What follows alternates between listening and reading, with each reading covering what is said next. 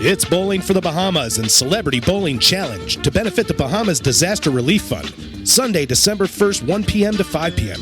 AMF Panorama Lanes, 1724 Genesee Street, Utica. Come have fun and enjoy a few games of bowling for a good cause. There will be prizes, food and drink specials, and some special challenges mixed in along the way. $20 per bowler or $100 per team includes 2 games and shoe rental. All proceeds go directly to the Bahamas Relief Foundation. That's Bowling for the Bahamas and Celebrity Bowling Challenge, presented by Disruption Network, Holy Pozzoli, and AMF Panorama Lanes. Sunday, December 1st, 1724 Genesee Street, Utica. So you just bought your dream home, and now it's time to move. Let's face it, nobody likes to move. All the packing, unpacking, lifting, upstairs, downstairs, and broking everything, including your back. Let the professionals at EJA Moving Company take all the stress and pain out of your move. Competitively priced moving, relocation services, office moves, and complete packing and unpacking services. They work with everybody to make it simple and easy for you to move and relocate. Call EJA Moving Company at 315-335-0516. When it's time to relocate, have EJA Moving do all the work for you. Hit them up online, ejamoving.com. Hey, Disruption Network. This is Mike Sacco, the general manager at Nye Volkswagen of Rome. If you don't know me by name, it's only because you have not received the best deal. There's only one reason to leave Utica, and that's to come see me in Rome and get the best deal on your next new, pre-owned, or certified VW. Mention that you heard this ad from Disruption Network and receive $250 off your next vehicle purchase. This one. You'll know why our customers say, Yeah, I love right here. my Yo, VW. yo, yo. Come see Can us you hear at this? 586 Can you hear me now? Rome Taberg Road in Rome, or visit us online at 9VWofRome.com. Want to know what's going on at the D? Hit up DisruptionNetwork.net and check out our events calendar, brought to you by the Events Co. Find out about upcoming guests, special events, concerts, show schedules, community activities, and more. Get connected at DisruptionNetwork.net.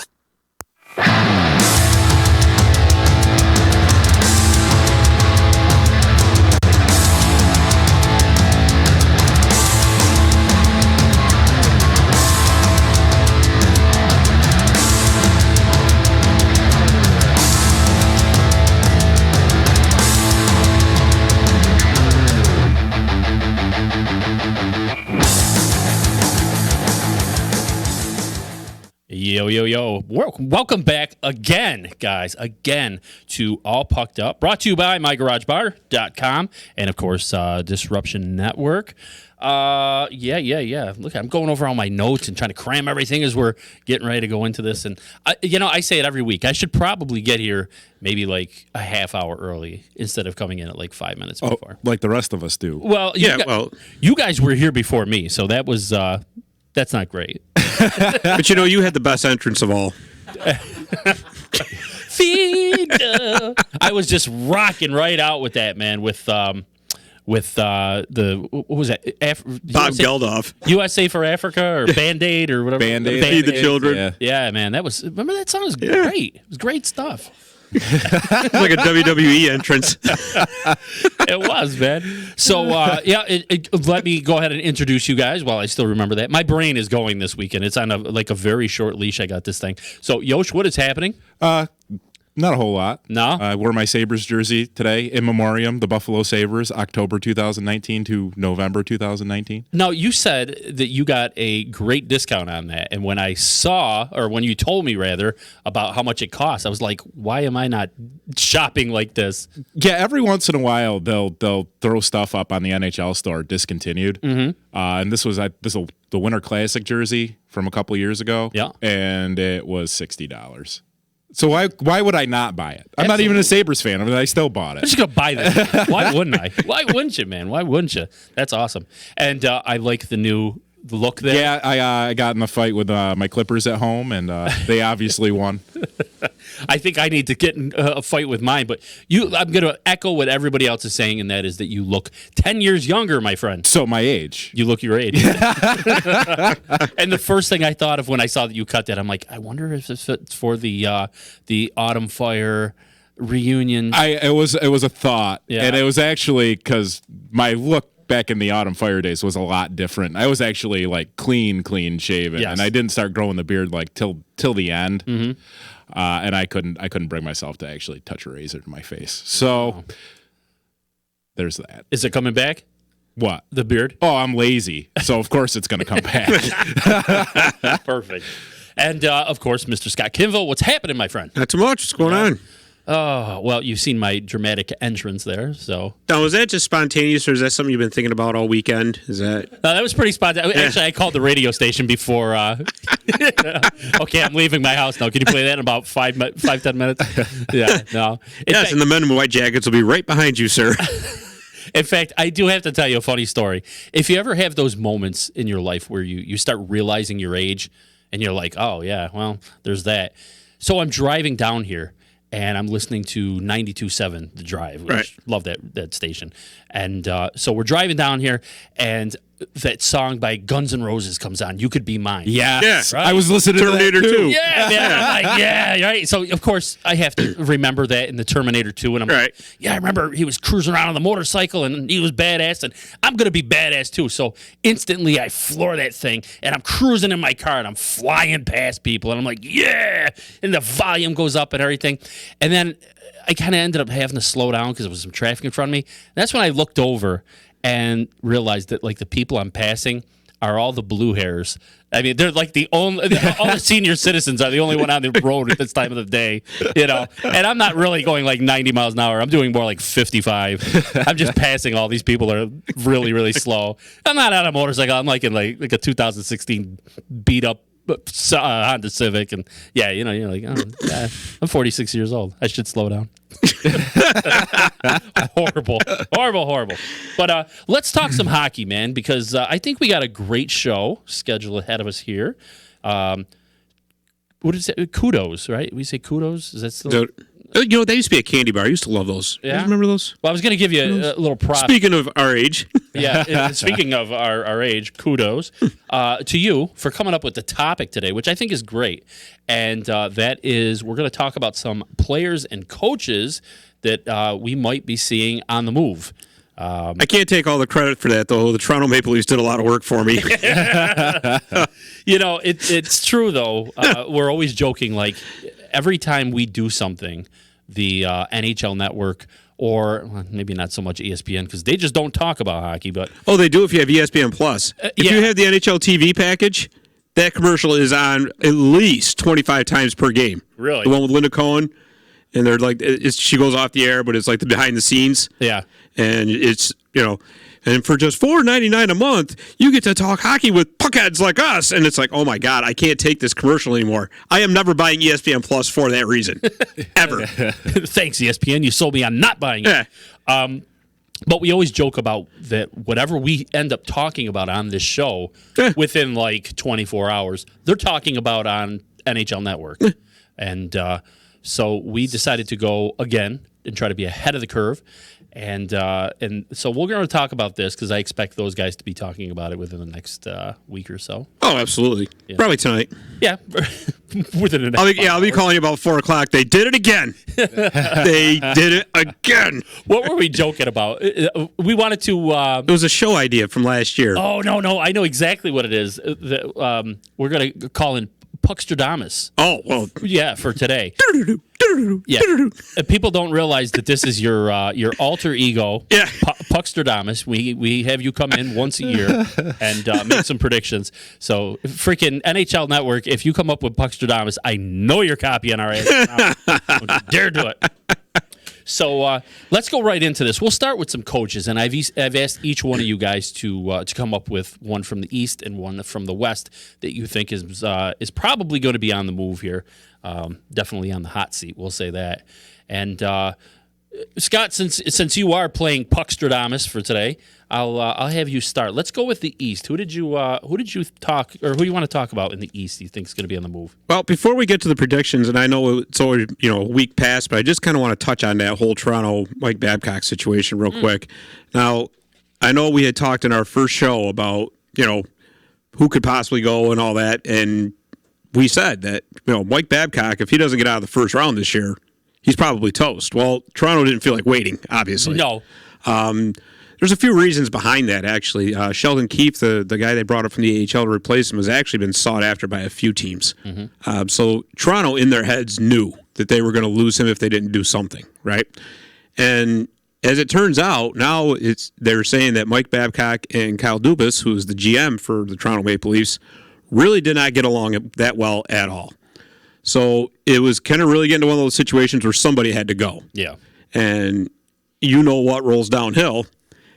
General manager is obviously ranked higher than a coach, no matter what your coach's name is or anything like that. So I've personally always kind of thought Mike Babcock was overrated. I've always felt that. I'm not trying to take away anything from him. He's a good coach. But you tell me the last time Mike Babcock was surrounded by a team that really didn't have any talent. Oh, and he had to coach them up. When was the last time that ever happened, right? Been a while. Exactly. But I will say this in Mike Babcock's defense.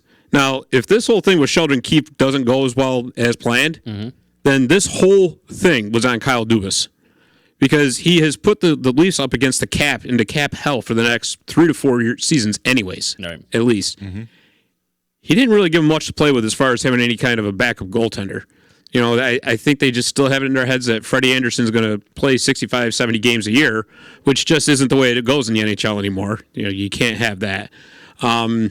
The Tyson Barrie trade looks like it was kind of a disaster, to say the least. I guess at the time you can't blame them for making that deal. They were looking for another D-man. Nazem Kadri is obviously expendable with the talent they have up front, but as we know, 2020 is perfect vision, and hindsight is as well. And it's not looking like that's going to work out too well for him. And just one little nugget on top of all that, Morgan Rielly is their only defenseman they have signed through next season. Everybody else is an unrestricted free agent. So they got some decisions to make big time. And the problem is they don't really have a lot of D-men coming up through the AHL that's going to step up to replace them. Right. So Toronto could be looking at some hard times coming up. So started off pretty good here with Sheldon Keefe. He's won his first 2 games for the Leafs, but we're going to have to see something else because I just can't see how that's going to sustain. It's funny, too, because I remember when we were doing this show last year, we were talking about Toronto being one of the sexy picks of last season. They were very much predicted to, at least early on, to go to the Cup. Right. And that just kind of went south. Toronto they remind me of Vegas East. Yeah. They're almost built the same. Very top-heavy for forwards. Toronto's actually, believe it or not, a little bit deeper in their defense core. But it's the same situation as Vegas has with Marc-Andre Fleury. Something happens to Marc-Andre Fleury, or the guy actually has to have a night off. Where are you going? Yep. There's just not a suitable backup there. So they're both living on the edge as far as their goaltenders. If anything happens to either one of their goaltenders, season's over. All right. So now that I got my little spiel about Toronto out of the way, we'll get back to the matter at hand, what we were talking about. What was the topic? It was who's going to be the next to go from the East. That's right. And to me, it's Jeff Blashill from the Detroit Red Wings. Obviously, Detroit isn't playing that well. It wasn't really expected they were going to do anything this year. But, we forget that they have a new GM in town with Stevie Yzerman. Jeff Blashill was not a Steve Yzerman hire. No. Yeah. 2015, I believe. Right, yeah. Exactly. So he came in under the old regime with Ken Holland. And yes, there are some young pieces coming up through, and yes, I know Blashill coached a lot of those guys in the AHL. It just doesn't seem to be translating, though. I understand that they weren't supposed to be, the top contender in the East this year and all that, but they don't seem to be making any kind of progress. No. You can stand losing. You can tolerate losing as long as you're starting to show improvement here and there, starting to climb up out of the hole. But with the Detroit Red Wings under Jeff Blashill, every time they take a step up, they take 2 back. Yep. Well, they're also dead last in the conference. Exactly. So something is going to have to change. Yeah. And oftentimes when changes need to be made, what do? Regardless of whose fault it is, the coach goes. Right. So wouldn't it be kind of interesting if Steve Yzerman brought Mike Babcock back? I know there's a snowball chance in hell of that happening. I was going to say, is that even on the table at this point? yeah. But I truly believe that the next one to go out of the East is going to be Jeff Blashill. Yeah. And I think it would be justified in the regard that you're going to want to get a coach in there to start working with their young guys, to start getting used to it. And it makes sense to do it in season. Because they got nothing to lose this year. It's not like they're going to contend. No. So you might as well get a new voice in that room, get like a half a season with the core that they have, and then you start fresh next season and move forward from there. Yeah. Yeah, I'm looking at their record right here. It's 7-16-3 for 17 points. Yeah, they're They're pretty bad, man. Pretty terrible. And now Anthony Manthis hurt on top of it, and Mike Green just went on IR for like the 40th time in his tenure with the Wings. So Yeah, it's going to be some rough sledding. Yeah, No doubt it's- about it, man. it's not looking like a very good time in the Motor City right now. And just to think, man. I mean, a couple of years ago, we were talking about like they're always in the playoffs. They just You know, it was a remarkable run they had. What was it, 26 straight seasons, right? yeah, 26. But yeah, it was something like that. But you know, there is one drawback to that. Now, it's great you make the playoffs. It's fantastic. But when you finish middle of the pack, year after year after year after year, and you don't get to any of those high draft picks, it tends to eventually wear out your pipeline. Yeah. And so, Which maybe Right that's now, what we're seeing. yeah, they got a ton of mid-level prospects, but there's nothing really high-end elite. I mean, yes, they got Ortiz Sider, who they picked 6th overall this year. They just called up Filip Zadina, who, as you recall, they drafted last year, as high-scoring winger from the Czech Republic, who was not very happy about being drafted as, I think he was drafted 8th overall. He got passed over by a few teams, and he wasn't happy about that. He ran his mouth and consequently didn't do anything in the AHL. So maybe he'll find his stride this year. We'll see. But Maybe. maybe. Maybe under a new coach. Yoshi, we might as well do yours. What coach did you have for the East? I mean, I kind of took the obvious picks on this one with just how bad the teams on the East and the West are doing. I went with John Hines from the New Jersey Devils. Sure. I mean, let's get in our DeLorean here and go back to Go back in time. Go back to 2014-15 when the Devils were 12-17-7 through the first half of the season, and Peter DeBoer went, see you later. Hines' record right now is 8-10-4. It's just the coaching situation's not working. Yep, they're second worst in the conference, right above Detroit. So players aren't getting utilized like they should. They've got their first overall pick, Jack Hughes, playing with a struggling young player in Jesper Boquist and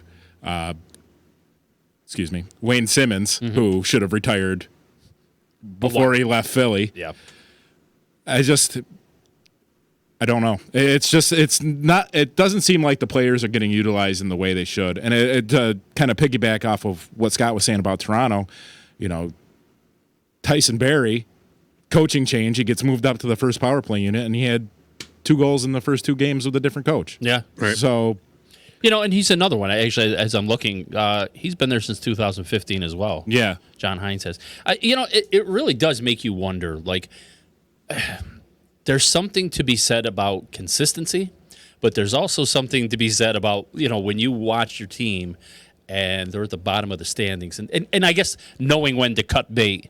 And like whatever we're doing here, man, it's just not working. Well, and the thing is, too, the Devils went into this season with all kinds of expectations because of all the moves they made in the offseason. Right. And I can't, and you can't entirely blame the coach for that because there's plenty of players on the team that are just not performing like they should either. Right. Like Taylor Hall, PK and Subban. Oh my PK Subban's a big one. Yeah.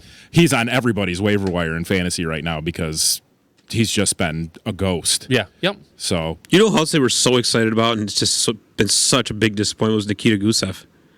Remember, he was the big KHL star, and they couldn't fit him in Vegas, so Vegas traded him for a 2nd-round pick. And we got Gusev, and he's going to play with Taylor Hall, and he's going to play with Jack Hughes, and now he is not playing anything. nope. It's it's like watching the air slowly go out of the balloon. And I like how you took the air out of where you said playing anything. And then Corey Schneider is now down. He's now officially a Binghamton Devil. Yeah, Cleared I saw that. waivers. Yeah. Wow. Nobody was going to take that there. contract No. on. Nobody. The other thing I want to kind of go into, I know, well, I think we might be talking about some Devils players in the later in this show, I'll say. But I mean, how do we address this without going into too much with that? There's like that trade, obviously. The Taylor Hall one from before. That's not really looking. And do we go into this right now, Puckstradamus, or do we not? No, not yet, because there's something to be said first. Okay. Now, it looks like New Jersey's going to be a dumpster fire again. Mm-hmm. Yep. I'm telling you guys right now, and I'll go into Puckstradamus mode on this one. Okay. If they end up with the #1 overall pick again, because they have for the 2 of the past 3 years. And they still stink going into next season and the year after that. We can officially call them the Edmonton Oilers of the East. Ouch. Really? Look how many number 1 overall picks the Oilers had before. I mean, they're finally starting to figure it out this year, but it took almost an entire regime change. Yeah. If you think about it.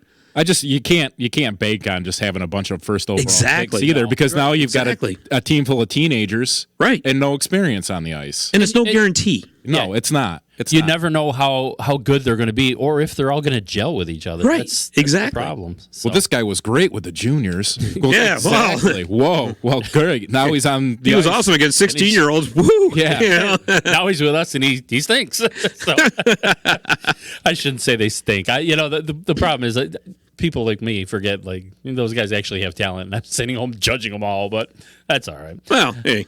But I can't argue with you on either of those picks. I mean, those are 2 very safe picks to be on the move. So let's jump into the West. I guess, who do you have for the West?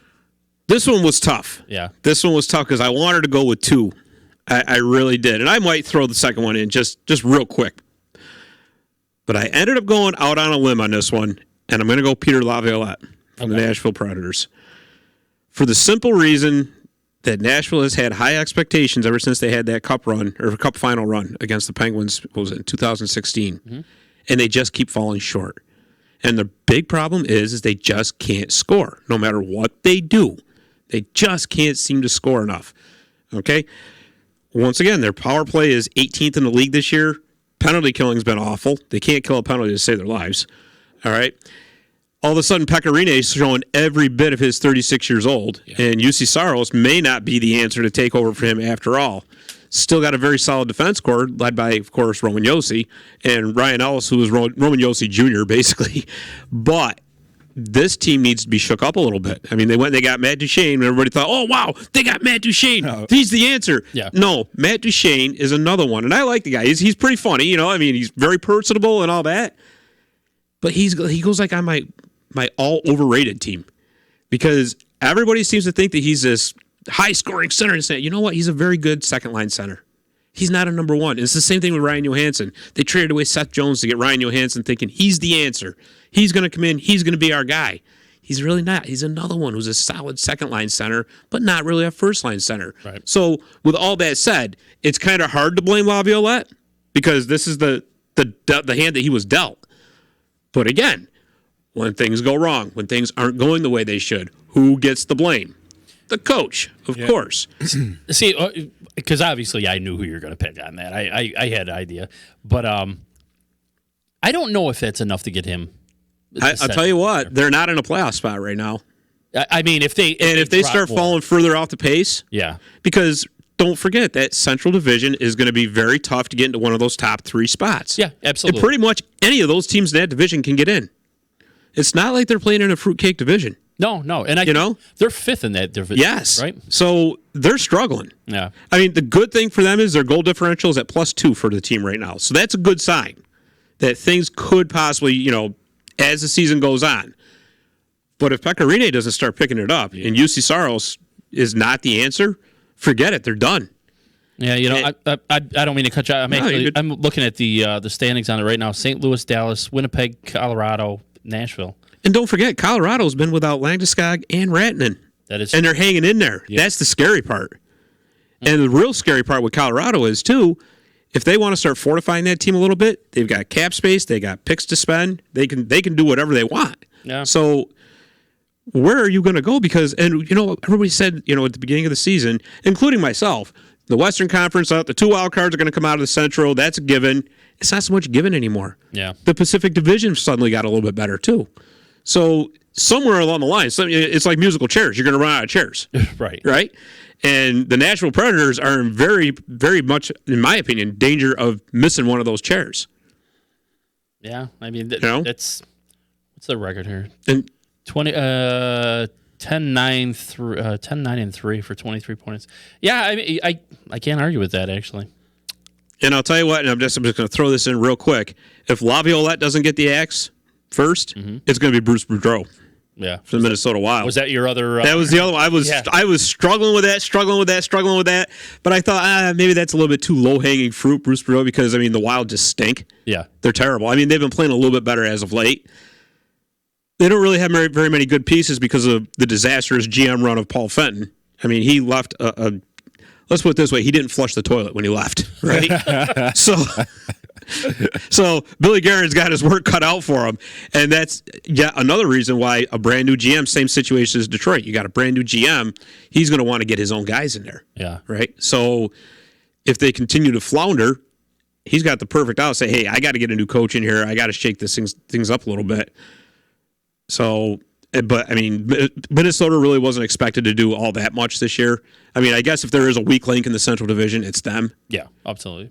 But I had to go with Laviolette because of Nashville, let's face it, is a higher profile team right now. Yeah. You know, it's tough though, and when I look at that, I think of everything that Laviolette brings. Yeah, exactly. I mean, he's got what's it, 2001, right? 2001, 2002. He started coaching. I mean, he's tons of years experience. Well, he's been a him. legendary Team USA coach too. Yeah, exactly. You know? He's got a cup win.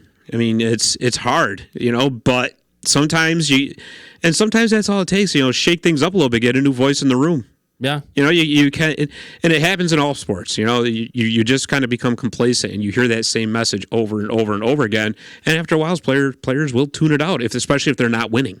That is true. Very true. All right. So I'm like, man, I actually like him. I hope we don't get me too. I really, I'd like to see the guy keep his job, but I mean. take Boudreau. David Poyle, listen to us and make better trades next time. Yo, who did you have for your West pick? I'm gonna preface this with an apology to Scott. Oh boy, I picked Todd McClellan from the Los Angeles Kings. he doesn't look shocked. The Kings' current record is 9-13-1. It's just not good. And McClellan's a good coach, but I just don't think he's the right coach for that team. And the Kings have a lot of other issues. I think there's a little bit of mismanagement going on when you're actively going out and signing 35-year-old Ilya Kovalchuk to an 3-year, $18 million contract, which I'm glad the Rangers passed on that. We can still trade him to you. Yeah, no. He's available. Luckily, our GMOs are fixed for the most part. The average age of the team is 29. That's 2 years older than the rest of the league. Yeah. And to go back, like I said, it's a team starting to look like the 03-04 Rangers. Like, let's sign all these old superstars that are way past their prime and cross our fingers. Bring them in for one last run and hope for the best. I just don't think McClellan is saying, like going back to what we've been saying, utilizing the players in the right way. Yeah. I mean, there's a lot of talent on the team. There is. And, Kovalchuk maybe in his head quite a bit the last 2 years, or maybe that's just how he plays his game now. I just you think back and you think like this is the team that was going back and forth with Chicago a couple years ago, trading cups, and now they're in last place. Yeah. Well, I mean, can I rebut that, please? I was gonna say absolutely. Please prove me wrong. Yeah, go ahead. So we'll start with Kovalchuk first, and I wasn't very thrilled about that either. Mm-hmm. The logic behind that was, don't forget, the previous season they had just gotten beat by the Golden Knights in the first round of the playoffs. They got swept by 4 games in the 4-game series. Each one of those games was a 1-goal game. Now in that offseason, they tried to trade for Max Pacioretty. Yep, that fell through. Whatever the reason, they didn't want to give up Gabe Vilardi is what they didn't want to give up. So they figure, well, we got to try to do something to get some more goals in here. So they went out and signed Kovalchuk thinking, well, yeah, it's going to cost us some money and some cap space, but it's not going to give up we're not going to have to give up any of our prospects. That was the reason behind that. They took a gamble and it blew up in their faces. Granted. Now, as far as Todd McClellan goes, I will be willing right now, right here, to bet my house that Todd McClellan does not get fired this year. Really? There's no way. They signed him to a 5-year contract in the offseason. Now, you're right about the Kings being old right now. However, well, not all of them, but a lot of the older players are all in their walk years. Oh, that's good. Alec Martinez, Tyler Toffoli is going to be gone. Trevor Lewis. I think they're going to keep Kyle Clifford around. He's a good character guy. But here's the thing, too. the Kings have, by all accounts, one of the top 3 prospect farm systems in the league. What they want, they know this year was going to be atrocious. They knew it going into the season. That's why they really didn't do anything in the offseason. You know, I'm not saying they're tanking, but the plan is to hopefully get one more top 5 pick to really solidify that system. They want to get as much playing time for the kids as they can in Ontario, their AHL team. And as those older players are getting moved out at the trade deadline, or maybe they're just going to put them right in the press box towards the end of the season, get the younger kids up, get them some time with McClellan. Next year is when you're really going to start expecting some results from them, whether it be get just outside of a playoff spot or get into a playoff spot, but they're no longer going to be content to just go for a top 5 pick. That's not going to happen. What they want is they want McClellan to be the guy that guides them. So you got to, and with as bad as things have been, the main goal right now in LA is to get some stability. And you can't bring in a coach, sign him to a 5-year contract, know that the team is atrocious this year, and then fire him. Because you're just gonna be right back to square one, right. And all it's gonna scream is, "We're not stable. We're not stable." You think any free agency is gonna, or any free agent is gonna want to come to LA with the soap opera like that going on? No. So the good thing for the Kings too is after this season, they're going to have some cap space to play with. So they may be able to make a little bit of noise in the offseason. We'll see what happens as far as free agency goes. But like I said, Yosh, there's no way that Todd McClellan gets fired. Doesn't happen. He bet his house on this. Yeah, He did. So it's on. So do I get? So do I get the house? Can we split it? Hey, listen, I'm trying to get rid of the house. Rob Blake, fire him. Yeah. No, that's what the whole idea behind it is. Okay. Well, and so the next segment we're going to be talking about some players, and I suspect there may be some Kings players in there. Now you're taking over Puck Stradamus. Look at this guy over here. Yeah, I got my Swami. I actually went out and I tried to find a Swami hat, and I just could not find it. Really? Yeah, Swami hats are just like, who knew? They just don't sell a lot of those things. They're not like a popular item. So. Oh. It is just after Halloween, too. Yeah. Going and shopping for like costumes right around Thanksgiving. Did you check Spencer's? I did not check Spencer's. I tried Hot Topic. I tried all the stores in the mall. You were just looking for an excuse to go to Hot Topic, weren't you? I was. Hey, listen, before we take our break, you got some trivia for us? I do. All We're right. going to breakaway trivia today. So, once again, everybody knows the rules for breakaway trivia. I'm the goalie. You're coming down on me on a breakaway. To light the lamp, you got to answer my question correctly. So here it is this week. In honor of the Hot Seat Show, there was once an NHL coach named Michel Bergeron.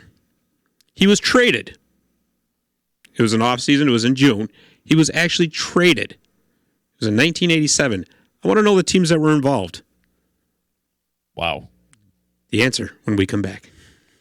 All right.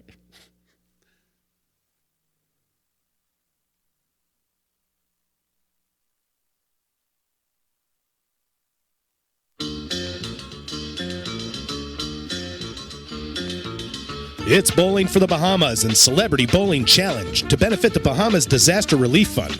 Sunday, December 1st, 1 p.m. to 5 p.m. AMF Panorama Lanes, 1724 Genesee Street, Utica. Come have fun and enjoy a few games of bowling for a good cause. There will be prizes, food and drink specials, and some special challenges mixed in along the way. $20 per bowler or $100 per team includes 2 games and shoe rental. All proceeds go directly to the Bahamas Relief Foundation. That's Bowling for the Bahamas and Celebrity Bowling Challenge, presented by Disruption Network, Holy Pozzoli, and AMF Panorama Lanes. Sunday, December 1st, 1724 Genesee Street, Utica.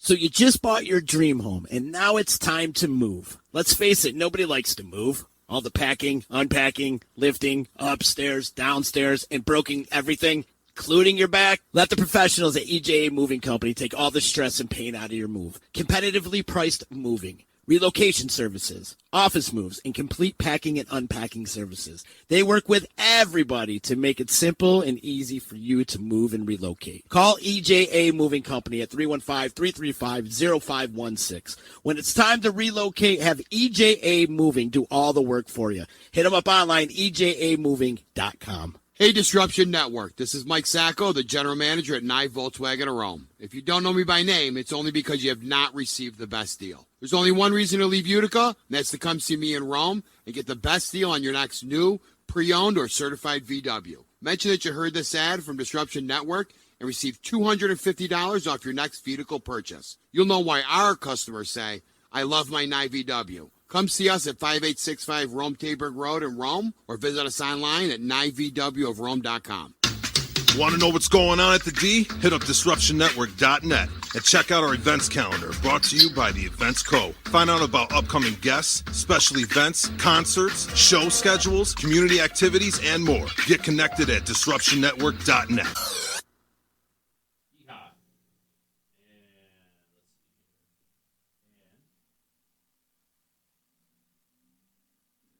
There we go. And we're back. That was really weird. I don't know why this. Sometimes the microphones just don't unmute for me. Maybe it's me. Maybe it's user error. I'm not afraid to admit that, guys. So before the break, you had some trivia for us. I did. And the question, once again, for all those out there who are listening, in 1987, head coach Michel Bergeron was traded. A head coach was traded in the NHL. Can you believe that? I want to know the teams that were involved. Do you guys know? I feel like I should know this, and I don't. I'm going to swing and miss on this one. Just throw two teams out there. I feel like this is a typical Scott one where he's going to go, I gotcha. It's like the Rangers and the Penguins. Yeah. The New York Mets and the Chicago Bears. Oh, Close. it was actually the Yankees. Sorry, guys.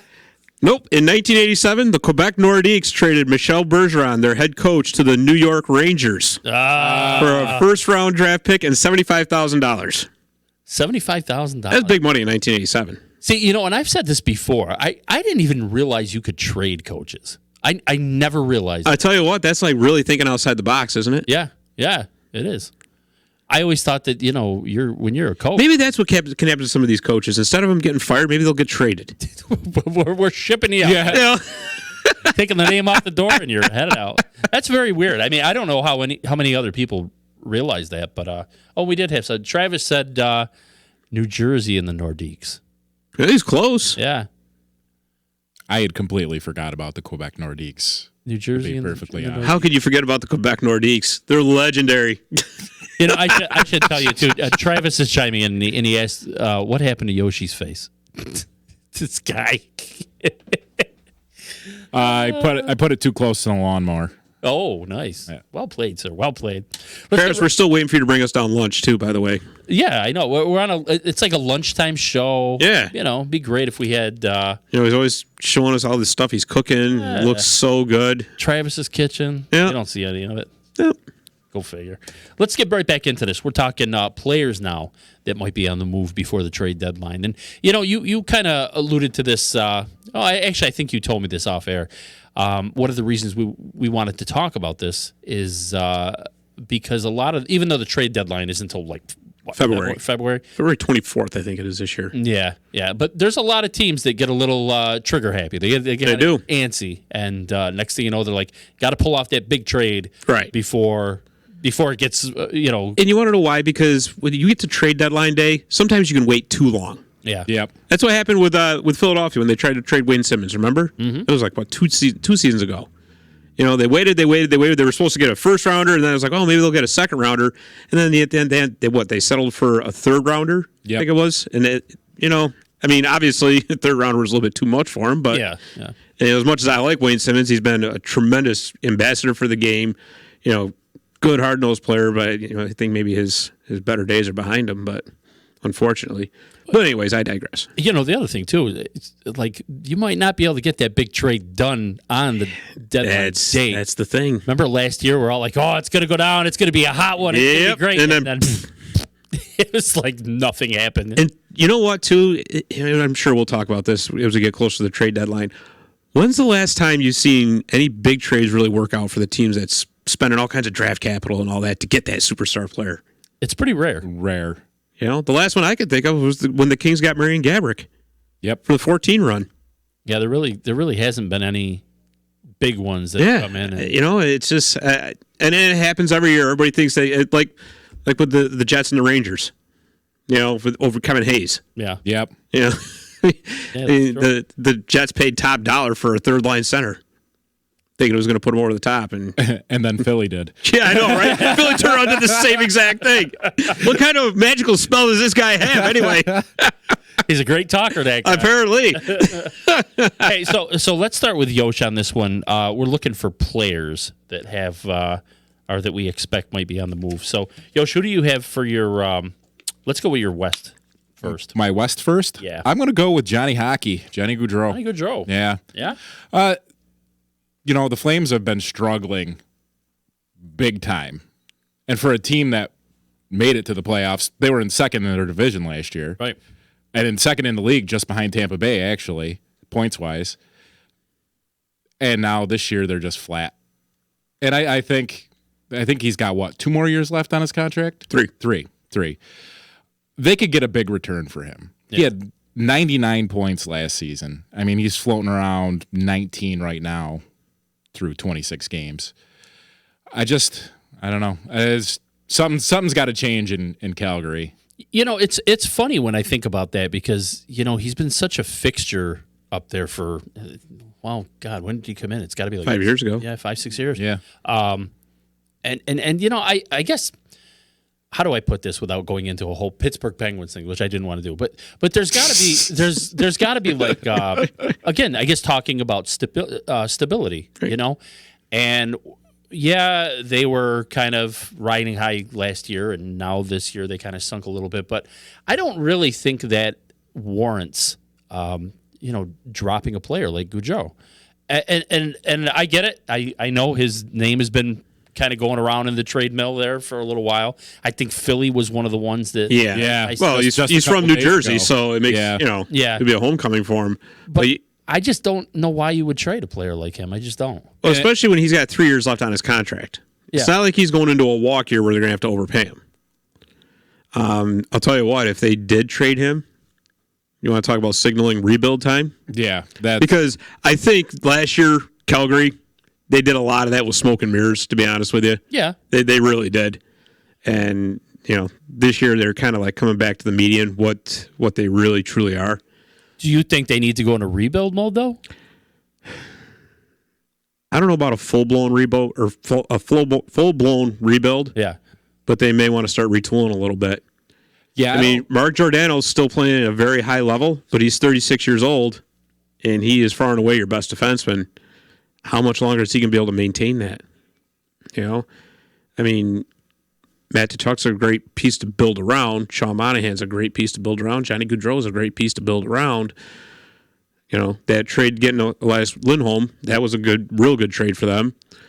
But for some reason, things just aren't going the way that they planned. I mean, I don't know. Maybe there's another candidate for a coach to be moved along. Yeah. Bill Peters. It just seems to me, and I guess kind of like what you're saying, 3 years he's got on the contract. Yeah. So, I mean, It's a $6.75 million per year too, which really isn't a bad price tag for him. No. but yeah, I can't imagine just looking at this team and saying, you know what, just blow it up. I can't see that. I think basically what Yosh is trying to say is he's a buy low candidate. Yeah. Yeah. Yeah. Yeah. That's, if you can talk Calgary into saying, hey, maybe he's not, going to be what he has been and all that. Right. Awful hard to say when he's 26 years old, but still, you never know, especially if the right package comes along. Yeah. You don't know. I mean, He wasn't I'll tell you, I don't nominated for the Hart last year? 2 years ago. 2 years ago. And I don't think it's a situation like Calgary was when they traded away Iginla, because that did Yeah. signal a blow up for the team. Oh, And yeah, he was yeah. towards the end. Yeah, yeah. I just think, and maybe it is a coaching issue, and maybe he could be better utilized on another team. Mm-hmm. I just don't know. Well, and you know what Seems to hurts me- Calgary too is that, like we just said earlier, the Pacific Division suddenly got better. Yeah. Yeah. When they ran roughshod last year, let's face it, the division was crap. Yep. You really didn't have much competition in that division, so they were able to do what they did. But this year, everybody is playing better. Some to some degrees more, to some degrees less, but it's still overall a better division now. Yeah. Yeah, I'm looking at, so he's got 394 games in. He's got 387 points. He's almost point per game. Point per game. I mean, that's. Yeah. I don't know. And the thing is, too, is if you really think about it, any contender that would try to get him, I doubt they'd even have the cap space for him. So you'd just go from one dumpster fire to a different dumpster fire, you know?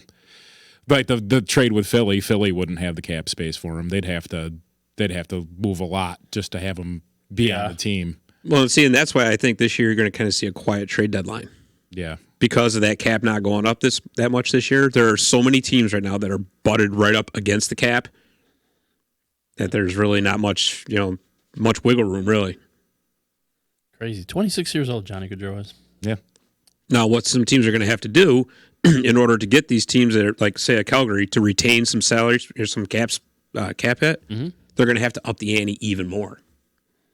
You think about it. Oh. Who did Scott? Who did you have for your West player? Well, I'm going right back to my Kings, and I'm just going to say it's Tyler Toffoli.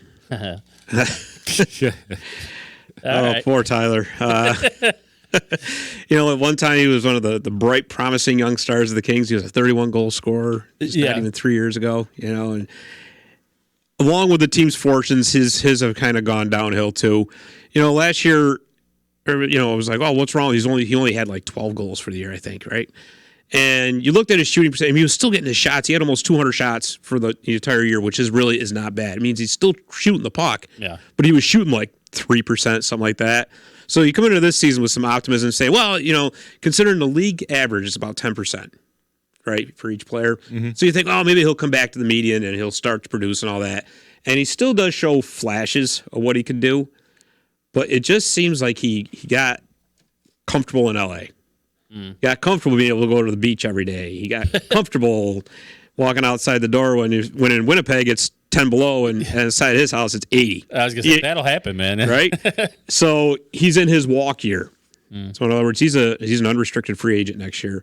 And as I touched on earlier with the Kings prospects, they want to make room for him. And some guys are going to have to go. And right now, Tyler Toffoli could still, especially once you get closer to the trade deadline, even though I don't think they're going to wait, teams are going to start getting desperate. Yeah. Because you got to watch out for injuries now, too. Yep.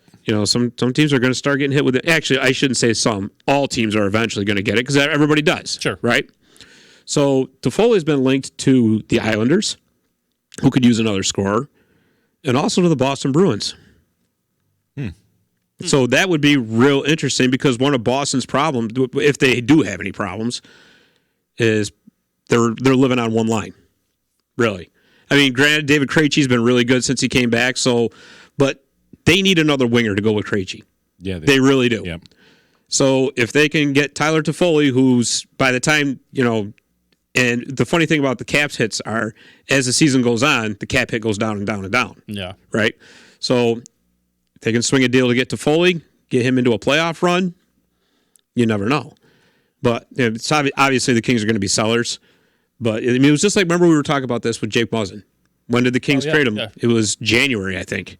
It was far before the trade deadline. Yep. But the thing is, why these deals happen is because some teams really feel they've got that need. They don't want to wait to the trade deadline to get into a bidding war. Oh, I don't blame them. Yeah. They say, here's a really good offer. We're not even going to screw around with trying to lowball you and all that. We recognize we have a need. Here's what we're going to give you. And if that other GM says, I don't want to be stuck with like the Wayne Simmons situation where I waited too long and I don't get anywhere near what I thought I was going to get. Hey, you know what? Yeah, I'll take it. And in LA's situation, like I said, they want to get their young players up anyways. Yeah. So they are very much so a candidate to have players moved out before the trade deadline. Toffoli, Martinez, Trevor Lewis, guys that are all in their walk years. So you always see these guys coming in at a trade deadline anyways, and everybody's like, "Oh, this is gonna really help this team. They're gonna blow right up." And exactly. You don't know that. No. Like the chemistry. And you know why too? Because by the time the trade deadline hits, there's less than 20 regular season games left for each team. Yeah, it's like 18 on an average, right? Is that really enough time for that player to get acclimated to the new team to start? You're going to have to gel with your teammates immediately. Right. Yep. And that's another advantage to a team making a deal before the trade deadline. It gives that new player time to get settled in, get used to the new team, start gelling with his teammates. So I'm telling you, you're going to see moves before the trade deadline. It's going to happen. Yeah, if you can get in an extra 10, extra 20 month. games, I mean, Yeah. why not? And that way too. Knowing you're going to make a deal at some point anyway. Yes, absolutely. You know? And I'm looking at Toffoli's numbers here. 27 years old. Yeah. Doesn't look like he's missed a game in 2 years. No, and you know what the other thing too is with him? 3 years ago, he led the league in plus minus. He was Yeah. a plus 39, right? So, and the reason why I kind of like him going to the Islanders too, Tyler Toffoli, for him being known as just pure goal scorer, his best years were with Daryl Sutter. Daryl Sutter, Mr. Discipline. Yeah. You will play my system. You will play defense, or I will sit you. Who's that I will sound like? roll 4 lines. Who else does that? Exactly. Barry Trotz. Yep. So I think Tyler Toffoli would be a fantastic fit for the Islanders. I really do. Yeah. And so, That. you know, now that you got Andrew Ladd buried in Bridgeport, you know, you can get rid of some of that salary anyway. I really think it's going to come down to Boston and the Islanders. One of those two is going to end up with them. I don't know who yet, of course, but it's going to be interesting, and it will happen before the trade deadline. Yeah. Could be an interesting piece on either one of those teams. I think so. Could be. So, and Yosh, who did you have for your West player? Oh, I'm probably going to shoot myself in the foot again with this one. Oh, I'm sorry, for your East player. Yeah. Well, initially I was going to pick Nick Backstrom, but now the rumor mill's already going that they're already in contract talks with him because it's a contract year for him. So then I went with Braden Holtby. And here's why. Okay. Here's why. Cap space. The caps are literally $750,000 ish away from their cap limit. Wow. Yeah, they've been having to do a lot of cap gymnastics with their AHL transactions. They barely made it into the season under the cap. Just barely. You know, that's another name, obviously Holtby, and it's like you see some of these names come through, and I've seen Holtby's names on a lot of trade rumors too. Yeah. And you know, you start thinking about it, man. What a great run he's had with this team. Yeah. And he's playing well this season. Yeah. Oh yeah. Yeah. Absolutely. But I just don't. I think if the Caps for some reason like just fall apart pre-trade deadline, and there's no chance they'll make it into the playoffs this year, which is obviously that's not going to happen. Yeah. He'll be a good trade bait. If not, I have a feeling that they might let him walk because right now his contract's $6 million. He's 30. He's going to ask for more money. Yeah. 30 years old. I just they have great prospects in their system with Phoenix Copley and Samsonov and Vanacek. I don't know. I can't see the Caps. The Caps would have to give a lot up to try to just keep re-sign him. Yeah. And if they're already talking about re-signing Backstrom this early, I don't think they're going to have the money to do it. Where they could trade him away for picks and lower cap hit guys to put in the system. Scott, what do you think? You see it? Not to be the contrarian guy. No, it's okay. I know I'm wrong with this. No, it's not necessarily. It's not necessarily that you're wrong. The reason I would say they're not going to do it is because the Caps are still in their window, and Braden Holtby's a proven commodity. Yeah. So there's no way they miss the playoffs at this point. No. You're gonna. Like I said, they won't. You know, you're right. They do have great goaltending prospects coming up through. Absolutely. Samsonov's been fantastic when he was up. Phoenix Copley actually proved he'd be a pretty good goalie when he was up backing up Holtby. Yeah. But when you get into those playoffs, and you know you've got, okay, here's our window. It's open. We got to go for it now. You're going to want to get one more playoff run out of Braden Holtby. And I do believe they're going to let him walk. And I also believe that Braden Holtby isn't going to get as much as he thinks he's going to. Well, no. Because I'm telling you right now, this offseason, the market is going to be flooded with goaltenders. There's I think 10 or 12 of them hitting unrestricted free agency. There's another 4 or 5 that are hitting their RFA years, which we know that's just a misnomer. You know? Yeah. But the point being, there's going to be a ton of goaltending available.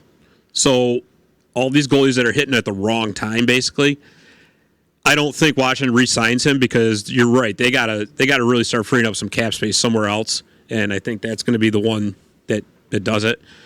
I would be shocked if he did get moved, and it could happen. I mean, you're right that he could bring back a nice haul for a team that's, you know, maybe a team gets a bad goaltending injury right before the trade deadline. Yeah. Yeah.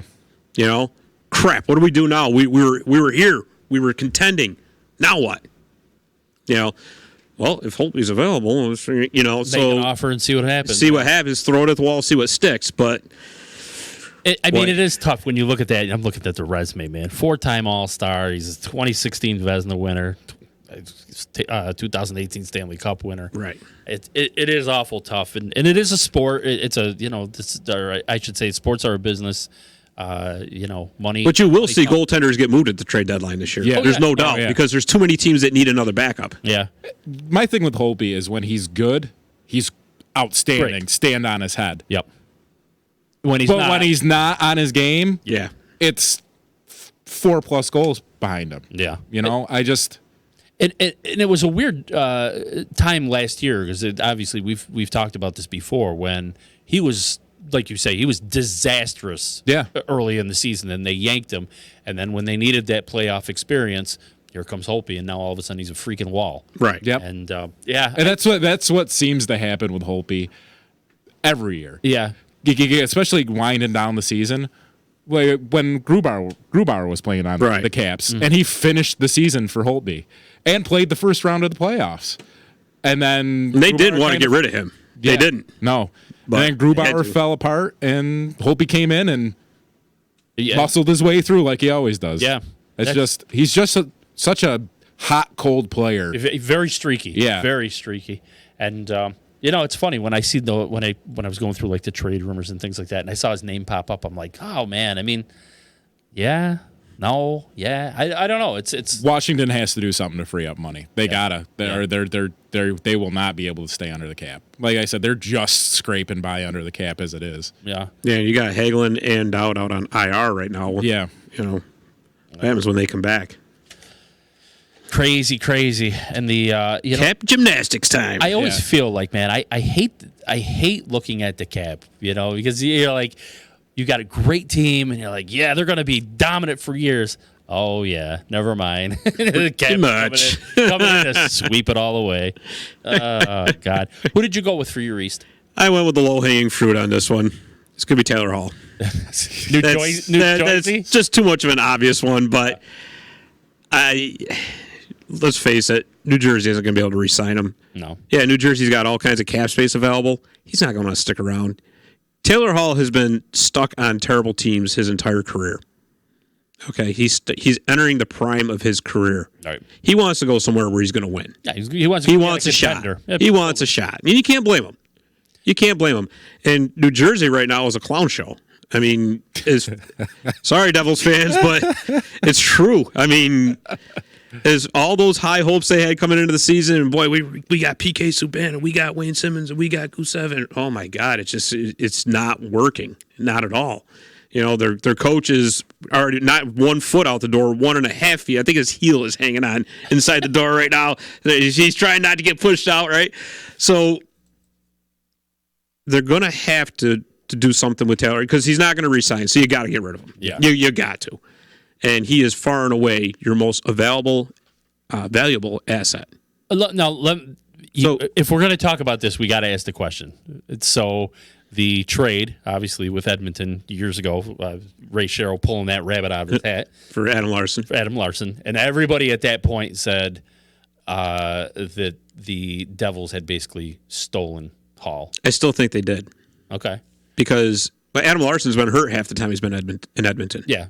And let's face it, Peter Chiarelli, who's probably going to go down as the worst general manager in the history of the NHL, could have gotten much more than Adam Larson for Taylor Hall. Yeah. I just don't know what he was thinking. I still to this day, I'm like, I see though that the argument all of a sudden is turning into longevity, where everybody's saying, well, because when the Devils got Taylor Hall, they thought they were on the brink. I mean, let's face it, they made the playoffs. Right. What was it? Just 2 years? They actually gave the Tampa Bay Lightning one hell of a scare. They really did. So things were looking on the upswing. It's like, okay, here we go. We've turned the corner. We just got to get a few more pieces. Then they got the number 1 overall pick, and they got Nico Hischier. It's like, yeah, here we go. And then things fell apart last season. But don't worry, we got the number 1 pick again. We got Jack Hughes. And look how it's going. oh, my God. Oh, jeez, again. So you don't need that kind of a toxic environment. You really don't. And Taylor Hall has been only knows too well all about those. Yeah. So somebody is going to pony up, and they are going to pony up big time to get Taylor Hall. We're talking probably multiple first-round picks. I would guess. Either that or a first-round pick and a very high-level prospect. But the thing is, if you give up all that for Taylor Hall, you damn well better make sure you can re-sign him. Yeah. And you got the cap space available to do so. And that's going to be the other tricky part. the point I was just going to make. Hall could request the trade too, get out of the dumpster fire in New Jersey, but where's he going to go? To a team that has the cap space for him. No, that's exactly. To use a 4-letter word, same shit, different pile. Right. Or unless Taylor Hall actually says, you know what, I'm going to be willing to give up a little bit of money to finally go to a contender. Go back to Edmonton. Yeah. Play top 6. Why not? Hey, could you imagine that if he did? Can you imagine if he had stayed there? If he had my God, right? Oh my God, it would be unbelievable. I mean, is there any other teams you can potentially see him going to? That's the other hard part, though, because they're not going to trade him within the Eastern Conference. No. You know where he'd be actually a very interesting spot for him? Colorado. Oh, I was actually going to say that too. Colorado's got cap space to burn. Yeah, they do. Tons of it. wow. Of course, Yeah. Colorado's also going to be in the market for another goaltender, too. So, Wow. oh, okay, that was random. Yeah. I really see him, if anything, I'm going to pick Colorado. Okay. All right. And wow, would that be interesting. Now, see, and as I'm thinking about that, I mentioned Edmonton. What kind of cap space do they have? Do you know? Well, starting next season, they're going to be hurting. Yeah. Because that's when those Connor McDavid and Leon Draisaitl extensions kick Those in. come in. Okay. So It's a nice thought. that's. But still, Colorado. But man. but again, don't forget if teams can manage to navigate through the next couple of seasons, and by what was it 2021, you're going to see that cap go up significantly because you're going to have a new CBA, Yeah. right? And you're going to have a new TV contract, which is going to bring in a ton more money. And because it's hockey-related revenue, Yeah. that cap space is going to grow exponentially. So all of a sudden, and another thing you want to think about too, with that new CBA, you're probably going to see some compliance buyouts. Oh, yeah. So teams are going to be able to jettison some of these bad contracts they have, meaning everybody's going to have cap space to burn. Yeah. Meaning there is going to be a ton of money available. So, and you have an expansion draft coming as well. Potential for more bad contracts to go away. So within 3 years, I'm telling you right now, you're going to see a drastically different NHL. You watch. And you may see the return of like dynasty type teams because they're going to have much more cap space available, and they're going to be able to kind of long-term plan a little bit better. So there you may not see the parity anymore. That means there might be hope for the Penguins, Rich. Again? Yeah, they'll get another number 1 pick somewhere along the line. Yeah. Hey, I do want to kind of just talk about one thing too, and I started going into it when we mentioned when we were talking about coaching changes there, and I said you're going to be seeing some things in New Jersey. I actually wanted to ask you about that with that PK Subban there coming into New Jersey. I don't know. What do you think about that? As far as him going to New Jersey? Well, I mean, yeah. Well, they had to give up a couple second-round picks to get him, and they took on that entire cap hit, which isn't really a big deal for New Jersey because they have cap space up the yin-yang, sure, right? I almost kind of wonder with all that, if that wasn't a matter of trying to keep up with the Joneses. And the reason I say that is because here you got the Rangers taking all the headlines, right? Kaapo Kakko, oh my God, we got Artemi Panarin, we got this going on, we got that going on. The Islanders are building a very good team out there. And now here's the Devils out in New Jersey. Hey, look at us, look at us, look at us, So they go out and they go to get PK, like we've already gone over. Wayne Simmons, they got Gusev. Hey, we're going to be a contender. We got Jack Hughes. Check us out. Yeah. And all of a sudden, it's like, oh wait a minute, those shiny new toys aren't really that cool. I mean, now what? It just kind of screams like, and we had to deal with them for years. Not we, the Penguins, Ray Shero, and I don't think he's a bad GM at all. Right. Actually, he pulls off some trades that you're like, my God, great. I'm waiting for him to pull it off for the Penguins again this year. He's already actively shopping. He wants them their top 6 forward. maybe you'll get to Foley. Well, all I know though is when you look at that, when he went over to New Jersey, when Cheryl went to New Jersey, that's the first thing I said is he's going to do some wonders with that team, and obviously, I don't know, man. I don't know if he's. Well, the thing is, I think what they were hoping for with PK was to have a play driving defenseman. Yeah, The puck mover, the guy who's going to spark the offense. He's got 4 assists this year, I think, something like that. He's been terrible. So if you can't get your offense started from the back end, where are you going? yeah. And I think that was the whole big thing. Besides wanting to keep up with the star power and all that, they say, "Hey, we can kill 2 birds with 1 stone here. We're going to get a puck moving defenseman, and we're going to get a big star. Let's do it." And all of a sudden, maybe they should have done their homework a little bit more because PK was actually tremendously outplayed by Roman Josi in his time in Nashville. Even Ryan Ellis, I'm going to say. I will go out on that limb and say Ryan Ellis outplayed him. Okay. But they got him now. Now you got him. What are you going to do with him? Nothing. Hey, so I got to say this. So Travis has been texting us the whole time and asking us. He says he's going to come in next Monday. He's going to bring some food too. Really? Yeah. All right. So pizza or Riggy's? He wants to know. Riggy's all day, right? Well, yeah. I get pizza down the road. Yeah. But yeah, that'd be great to have him on, and yeah, we'll have to. Well, I mean, why not both? So. Next Tuesday. Yes. Oh, that's right. Yeah. We are switching to Tuesday next week. Yes. Just next week. Okay. It's my fault. I had to work. Yes. So next Tuesday or next week we'll be on next Tuesday, and then we're going back to Mondays. But yeah, and as I'm also looking at this, we're already over on the time. Do you believe that? Really? Yeah. It's shot by. Absolutely shot by. Well, we're going to get traded pretty soon. I know. Holy mackerel. Can't even believe it. What do I do with all this? I had planned on talking about. That's all right. Anyways, we'll call it for today. And if anybody's out there and wants to chime in and talk about some other players that maybe we missed or whatever, or some coaches that you think might be on the move, definitely do so and let us know. And of course, we always say we'll respond to it later. We can get the big, great debate with you online. You'll be able to check this show out on All Pucked Up Podcast on Facebook. Yep. That's obviously on the Disruption Network, My Garage Bar. We're all over the place. Yeah. Got to come check us out. Yeah, I think we have like 4 or 5 different sites. Yeah. So, yeah. We're the New Jersey Devils right now. Look at us. Look at us. Good stuff. All right, well, let's call it for today, and we'll be back next Tuesday at noon. So for Yoshi and for Scott, I'm Rich Masucci. Thanks for tuning in, and enjoy the games. We'll talk to you later. Happy Thanksgiving. Oh, yeah, happy Thanksgiving. And there's that. Take care. See ya.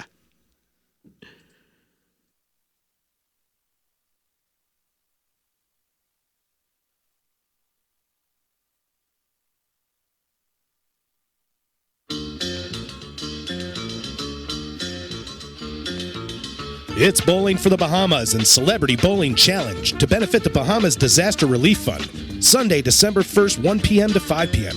AMF Panorama Lanes, 1724 Genesee Street, Utica. Come have fun and enjoy a few games of bowling for a good cause. There will be prizes, food and drink specials, and some special challenges mixed in along the way. $20 per bowler or $100 per team includes 2 games and shoe rental. All proceeds go directly to the Bahamas Relief Foundation. That's Bowling for the Bahamas and Celebrity Bowling Challenge, presented by Disruption Network, Holy Pozzoli, and AMF Panorama Lanes. Sunday, December 1st, 1724 Genesee Street, Utica. So you just bought your dream home, and now it's time to move. Let's face it, nobody likes to move. All the packing, unpacking, lifting, upstairs, downstairs, and broking everything, including your back. Let the professionals at EJA Moving Company take all the stress and pain out of your move. Competitively priced moving, relocation services, office moves, and complete packing and unpacking services. They work with everybody to make it simple and easy for you to move and relocate. Call EJA Moving Company at 315-335-0516. When it's time to relocate, have EJA Moving do all the work for you. Hit them up online, ejamoving.com. Hey, Disruption Network. This is Mike Sacco, the general manager at Nye Volkswagen of Rome. If you don't know me by name, it's only because you have not received the best deal. There's only one reason to leave Utica, and that's to come see me in Rome and get the best deal on your next new, pre-owned, or certified VW. Mention that you heard this ad from Disruption Network and receive $250 off your next vehicle purchase. You'll know why our customers say, I love my Nye VW. Come see us at 5865 Rome Taberg Road in Rome, or visit us online at 9vwofrome.com. Want to know what's going on at the D? Hit up DisruptionNetwork.net and check out our events calendar, brought to you by the Events Co. Find out about upcoming guests, special events, concerts, show schedules, community activities, and more. Get connected at DisruptionNetwork.net.